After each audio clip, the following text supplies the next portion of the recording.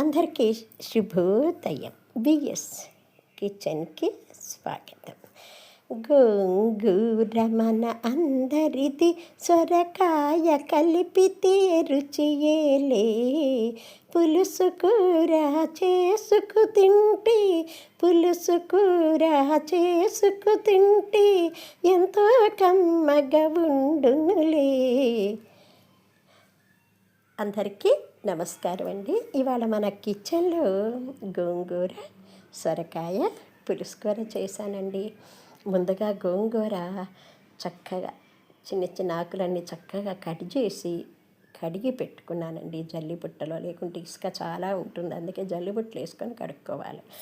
తర్వాత సొరకాయ ముక్క తీసుకొనేసేసి చక్కగా చెక్కు తీసి సన్నగా ముక్కలు కోసానండి.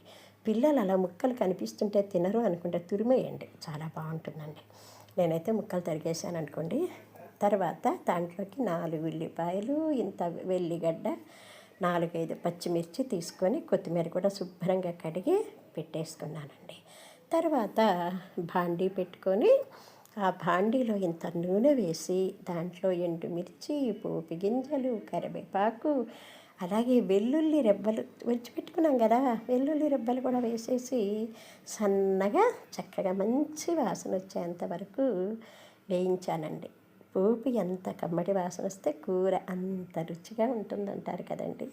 చక్కగా పోపు మంచి వాసన రాగానే గోంగూర, సొరకాయ ముక్కలు, ఉల్లిపాయ ముక్కలు, 2-3 వెల్లుల్లి రెబ్బలు, అలాగే ఉల్లిపాయ ముక్కలు, కరివేపాకు కొంచెం వేసేసి మళ్ళీ పసుపు, సాల్ట్ వేసి సన్నటి సెగ మీద మగ్గనిచ్చానండి. ఈ గోంగూరలో ఐరన్ ఉంటుంది కదండి.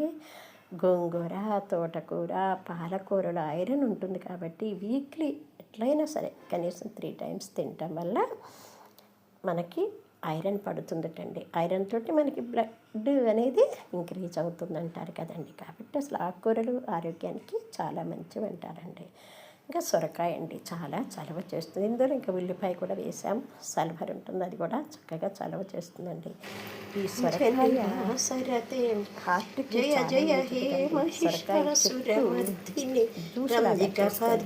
కూడా హార్ట్కి మంచిదని డాక్టర్లు ఇప్పుడు చెప్తూ ఉన్నారు కదండి. అయితే అందుకని ఈ సొరకాయ గోంగూర కలిపి నేను ఇలా పులుసు కూరలాగా చేశానండి. సన్నటి సెగ మీద చక్కగా మగ్గిన తర్వాత కమ్మటి వాసన వస్తూ ఉన్నదండి. ఎందుకంటే ఇందులో వెల్లిపాయలు, ఉల్లిపాయలు, కొత్తిమీర, కరివేపాకు ఇన్ని వేసాం కదండి.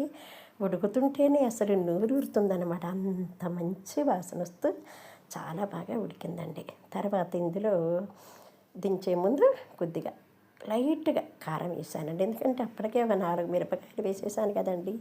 అందుకని ఇంకా ఎక్కువగా నాకు కారం వేస్తే మండుతుంది కాబట్టి కొంచెం లైట్గా వేసేసి చక్కగా ఇంకొంచెం సేపు మగ్గనిచ్చేసి దించే ముందు ఒక 1/2 చెంచా నెయ్యి కూడా వేసి, ఆ నెయ్యి వేయటం వల్ల కొంచెం కమ్మదనంగా ఉంటుందన్నమాట. మంచిగా ఉడకనిచ్చానండి. ఆ నెయ్యి కూడా వేసేసరికి ఇంకా గుమగుమలాడుతూ చాలా బాగుందండి. వింటుంటేనే నోరు ఊరుతుంది కదా.